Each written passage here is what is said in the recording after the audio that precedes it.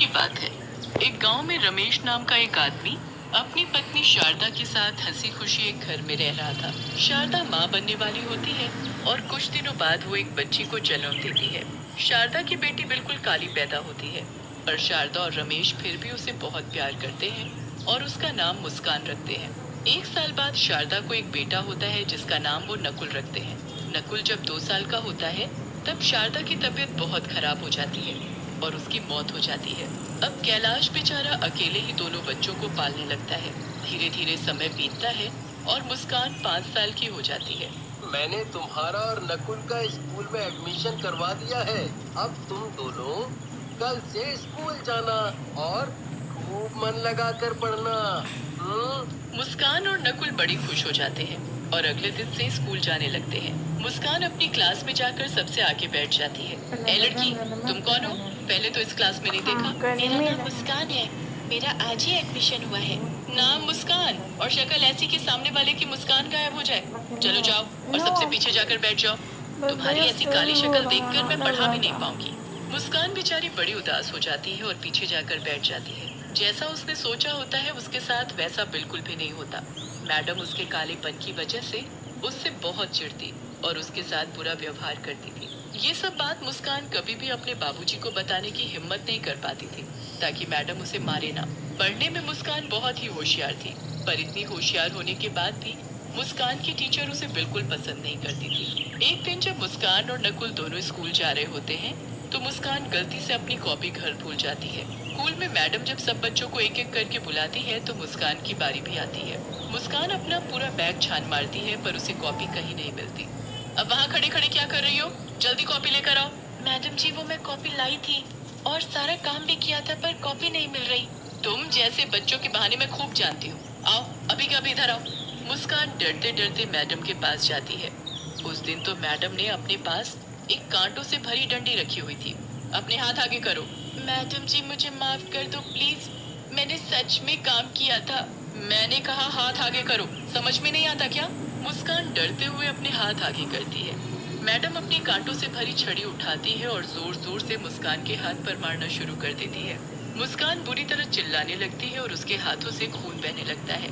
Madam जी, मत मारो, मुझे मत मारो, माफ कर दो मैडम जी, मुझे माफ कर दो। मैं बच्चों को माफ नहीं करती बल्कि उनको सजा देती हूँ, सजा। और तुझ जैसी काली कलूटी को तो डबल सजा मिलनी चाहिए। मैडम मुस्कान को इतना मारती है कि मुस्कान खूनम खान हो जाती है। रोज मुस्कान की मैडम उसे ऐसे ही मारती और एक दिन तो हद ही हो गई जब मैडम ने सजा देने के लिए उसे स्कूल की छत पर नंगे पांव धूप में खड़ा कर दिया। मुस्कान की हालत इतनी बुरी हो गई कि वो चक्कर खाकर छत से नीचे ही गिर गई और तड़प तड़प कर मर गई। उस वक्त कैलाश 2 दिन के लिए शहर गया होता है। ये खबर सुनकर वो दौड़ा चला आता है, पर आने के बाद उसे ना ये पता चलता है कि उसकी बेटी की मौत कैसे हुई और ना ही उसे अपनी बेटी की शक्ल देखने को नसीब होती है, क्योंकि गांव वाले ही उसका क्रियाक्रम कर देते हैं। कैलाश को मुस्कान की मौत का बहुत दुख होता है और वो उसके लिए बहुत रोता है। कुछ दिन बाद वो नकुल को स्कूल छोड़ने जाता है। वो नकुल को छोड़कर जा ही रहा होता है कि उसे स्कूल की छत के किनारे एक भयानक शक्ल की काली सी चुड़ैल बच्ची दिखती है। कैलाश जल्दी से भागकर पास जाकर देखता है तो वहाँ कोई भी नहीं होता। अभी तो यहाँ कोई था, कोई भयानक शक्ल जैसी काली चुड़ैल जैसी बच्ची कहाँ गई वो अचानक? कैलाश वहाँ से वापस जाने लगता है तो वो काली चुड़ैल बच्ची फिर से आ जाती है। मैं वापस आ गई हूँ, एक एक से मैं बदला लूंगी, किसी को नहीं छोड़ूंगी। सब बच्चे क्लास में पढ़ रहे होते हैं। हमेशा की तरह मैडम बच्चों को मार रही होती है। तभी वो काली चुड़ैल बच्ची खिड़की के पास आकर खड़ी हो जाती है और उस मैडम को घूर घूर कर देखने लगती है। उसके बाद वो टेबल पर पड़ी कांटों वाली छड़ी को देखकर घूरने लगती है। छड़ी अचानक हवा में उड़ने लगती है। सब बच्चे और मैडम हवा में उड़ती छड़ी को देखकर हैरान हो जाते हैं। उसके बाद वो एक इशारा करती है और छड़ी मैडम को मारना शुरू कर देती है। मैडम जोर जोर से चिल्लाने लगती है और वो काली चुड़ैल बच्ची बहुत खुश होती है। अब आया ना मजा, अब पता चलेगा कि कैसे दर्द होता है। हाय हाय, मैं मर गई, कोई मुझे बचाओ, ये क्या हो रहा है? कौन है यहाँ? कौन कर रहा है ये सब? यहाँ कोई भूत तो नहीं? हे भगवान, मुझे बचाओ। बच्चे तो बड़े खुश होते हैं और मैडम वहाँ से भाग जाती है। अब दिन के वक्त वो मैडम लंच कर रही होती है। जब मैं खाना खाती थी तो मुझे खाने भी नहीं देती थी ना। आज मैं तुझे खिलाती हूँ पेट भर कर खाना। काली चुड़ैल बच्ची अपना हाथ गोल गोल घुमाती है और सारा खाना हवा में गोल गोल घूमने लगता है। अरे अरे, ये क्या हो रहा है? ये कैसे हो सकता है? यहाँ पक्का कोई भूत है। कितना मजा आ रहा है तुझे ऐसे देखकर। अब मैं रोज ऐसे ही करूंगी। मैडम को आसपास कोई दिखाई नहीं देता। वो खुद को बचाने की कोशिश करती है, पर मैडम के हाथ पैर नहीं हिल रहे होते। पूरा दिन वो काली चुड़ैल उस मैडम को ऐसे ही परेशान करती है। अब रात हो जाती है और मैडम अपने घर आराम से सो रही होती है। तभी वहाँ चुड़ैल बच्ची आती है और बेड के पास जाकर खड़ी हो जाती है। मेरे रंग की वजह से मेरे साथ इतना बुरा बर्ताव किया। अब मैं बताऊंगी कि कोई ऐसा करे तो कैसा लगता है। चुड़ैल बच्ची अपना हाथ मैडम के मुंह के आगे गोल गोल घुमाती है और मैडम का रंग सुर्ख काला पड़ जाता है। चुड़ैल बच्ची ये देख बड़ी खुश होती है। अब देखना अपनी शक्ल, तब पता चलेगा मुझे कैसा लगता था। अब महसूस करना मेरी तकलीफ। अगली सुबह जब मैडम शीशे में खुद को देखती है तो उसके होश ही उड़ जाते हैं। वो जोर जोर से चिल्लाने लगती है, ये क्या हो गया? मैं काली कैसे हो गई? मैडम रगड़ रगड़ कर अपना मुंह धोती है, पर उसका रंग वैसे का वैसा ही रहता है। उसे बिल्कुल समझ नहीं आ रहा होता कि रातों रात उसका रंग काला कैसे पड़ गया। वो जैसे तैसे अपने मुंह पर ढेर सारा पाउडर लेकर स्कूल जाती है ताकि उसका काला रंग छुप सके। पर जैसे ही स्कूल पहुंचती है तो चुड़ैल काली बच्ची उसका पहले से ही वहाँ इंतजार कर रही होती है। कब तक अपने इस रंग को छिपाएगी? इसे तो मैं अभी सबके सामने ला देती हूँ। चुड़ैल बच्ची अपने जादू से बारिश शुरू कर देती है और मैडम का सारा मुंह धुल जाता है। मैडम को ऐसे देख सब बच्चे उन पर हंसने लगते हैं। मैडम जल्दी से छुपते छुपाते क्लास में जाती है और किताब को मुंह के आगे रखकर पढ़ाने लगती है ताकि उसे कोई देख न सके।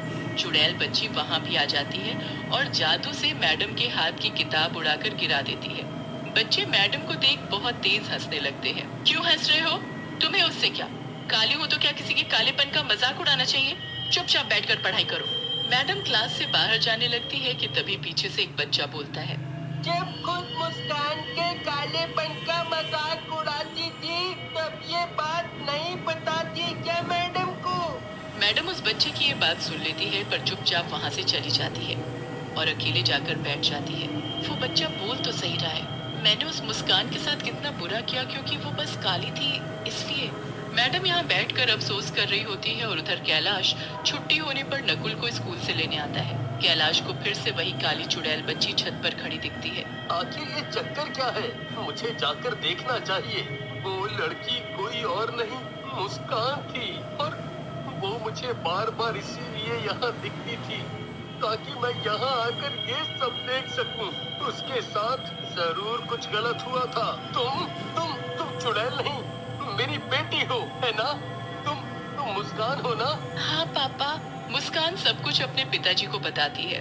कैलाश को बहुत गुस्सा आता है। मैं नहीं छोड़ूंगा उस मैडम को जिसकी वजह से आज तुम मेरे साथ नहीं हो। उस मैडम को मैंने उसके किए की सजा दे दी है। अब वो भी जिंदगी भर काले रंग के साथ जिएगी और वैसे भी उसे अपने किए पर पछतावा है। मैं तो बस आपको ये बताना चाहती थी कि मेरी मौत कोई हादसा नहीं थी, मुझे मजबूर किया गया था। कैलाश उसी वक्त मैडम के पास जाता है पर वो मैडम उसे कहीं नहीं मिलती। उसके बाद वो पता करता है तो पता चलता है कि मैडम हमेशा के लिए स्कूल छोड़कर चली गई है। कैलाश निराश होकर घर जाता है तो वहाँ मैडम उसका इंतजार कर रही होती है। कैलाश को देखते ही वो हाथ जोड़कर रोने लगती है। मुझे माफ कर दो, सब मेरी वजह से हुआ है। मैंने बहुत बुरा किया था आपकी बेटी के साथ और मुझे बहुत पछतावा है। आप मुझे कोई भी सजा दे दो, मुझे मंजूर है। कैलाश मैडम को सब बताता है। मैडम वहाँ बैठकर बहुत रोती है और तभी चुड़ैल बच्ची वहाँ आती है। अगर पछतावा है तो जाओ, बच्चों को शिक्षा दो, कभी किसी के साथ ऐसा व्यवहार मत करना। मुस्कान, मैं ऐसा ही करूंगी। मुझे अपने किए पर जिंदगी भर अफसोस रहेगा। मैडम उसके बाद एक ऐसे स्कूल में नौकरी